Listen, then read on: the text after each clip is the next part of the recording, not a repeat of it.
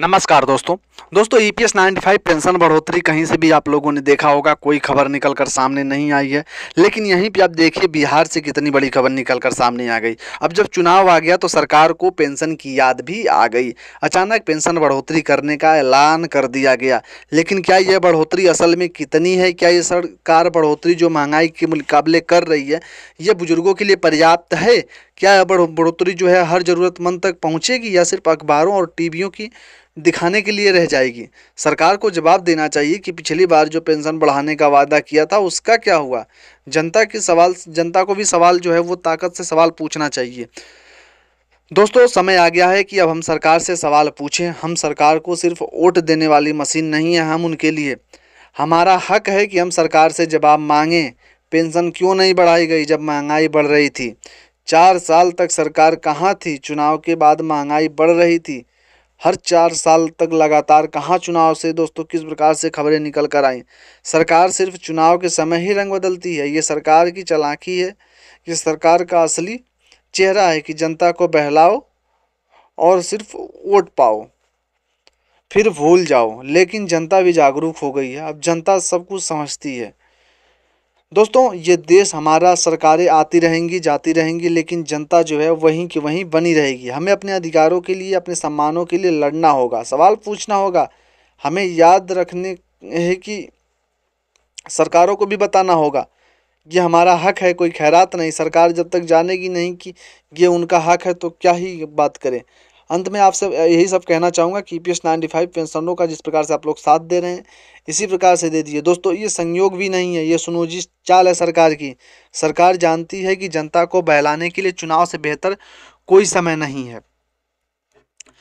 जब चुनाव आते हैं तब पेंशन बढ़ा दी जाती है, बेरोजगारी भत्ता, किसान सम्मान निधि जैसी योजनाओं का घोषणा किया जाता है। लेकिन जैसे चुनाव खत्म होता है ये सब जो है कागजी घोषणाएं बनकर रह जाती हैं। याद कीजिए पिछले चुनाव में हम लोगों ने ईपीएस 95 पेंशनरों ने क्या कुछ जो है सरकार से वादे लिए थे। क्या वे सारे वादे पूरे कर दिए गए? क्या उसके बाद हमें कोई मुश्किल का सामना करना नहीं पड़ा? जी बिल्कुल पड़ा। मैं वहीं से बात कर रहा हूँ। क्या 1200, 800, 1000 रुपये में पेंशन जो तय की गई है उसमें से 25 से 30 साल योगदान दिया गया? उन सब ने दवाइयों के लिए सोचना पड़ता है। सरकार 5000 रुपये से लेकर 15,000 तक की पेंशन के ऊपर दिखा रही है। लेकिन आप देखोगे कि क्या एक पेंशनधारी की जान की कीमत केवल 1000 है? क्या उसका जीवन जो है रंग खून अलग है? हर बार जो है सरकारें नाटक करती हैं। ईपीएस 95 पेंशनरों को बहलाया जाता है। ईपीएस 95 पेंशनरों को कभी भी सच्चाई नहीं बताई गई, क्योंकि सच्चाई बता दी जाएगी तो सरकार से सवाल पूछ लिया जाएगा ना। ईपीएस 95 पेंशनरों को हमेशा जो है भ्रमित करके रखा गया। क्यों? क्योंकि वे सवाल पूछ लेंगे। लोकतंत्र में सवाल पूछना भी एक वाजिब बात है। अगर आप देखोगे ईपीएस 95 पेंशन बढ़ोतरी को लेकर हालांकि कमांडर अशोक राउत साहब ने स्पष्ट कर दिया है कि जल्द ही हमारा काम होने वाला है। आप चैनल पे वीडियो है कमांडर अशोक राउत साहब की, वो जाकर देख सकते हैं।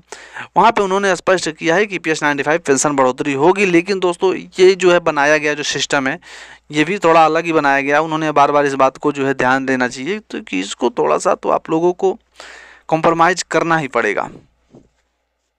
और ईपीएस 95 पेंशन के लिए कमांडर अशोक राउत साहब जो है वो लड़ाई लड़ रहे हैं। आने वाले समय में पेंशन बढ़ोतरी होनी है, ये कन्फर्म है। थोड़ा समय जरूर लग सकता है लेकिन पेंशन बढ़ोतरी होगी तो होगी। फिलहाल हम सरकार के खिलाफ तो वीडियो बनाना फिर भी कम नहीं करेंगे, क्योंकि सरकार ने काम नहीं किया है। अगर हम लड़ कर ले रहे हैं तो उस चीज़ को तो हम बताएंगे ही सरकार से। फिर बाद में ये होता है कि आपने वीडियो क्यों बनाई। ईपीएस 95 पेंशनर जब इस मौजूदा हालात में इतना कष्ट में जूझ रहे हैं तो हम वीडियो ना बनाए तो क्या करें। ईपीएस 95 पेंशन बढ़ोतरी होना चाहिए था आज के 10 साल पहले 7,500, लेकिन तब नहीं हुआ। लेकिन अब जो हम माहौल बना करके चले हुए, एक बार देखना चाहिए सरकार को भी कि ईपीएस 95 पेंशनरों की दयनीय स्थिति क्या है।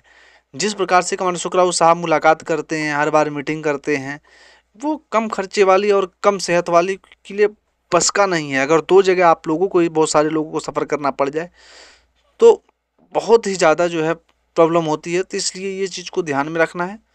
बाकी ईपीएस 95 पेंशनरों को उनका हक दिलाने के लिए कमांडर अशोक राउत साहब, उनकी टीम पूरी लगी हुई है। जल्द ही मिनिमम पेंशन बढ़ोतरी का ऐलान किया जाएगा। अब ये दोस्तों ऐलान कब तक होगा, क्या कुछ इसमें आगे मोड़ आएंगे। वीडियो में आप लोग बने रहिएगा। आप लोगों को जैसे कुछ नया अपडेट आता है दोस्तों वीडियो लेके आता हूँ। फिलहाल ईपीएस 95 पेंशनरों के लिए इतना ही कहूँगा कि आप हमेशा एनएससी जिंदाबाद के नारे लेकर लिखिए।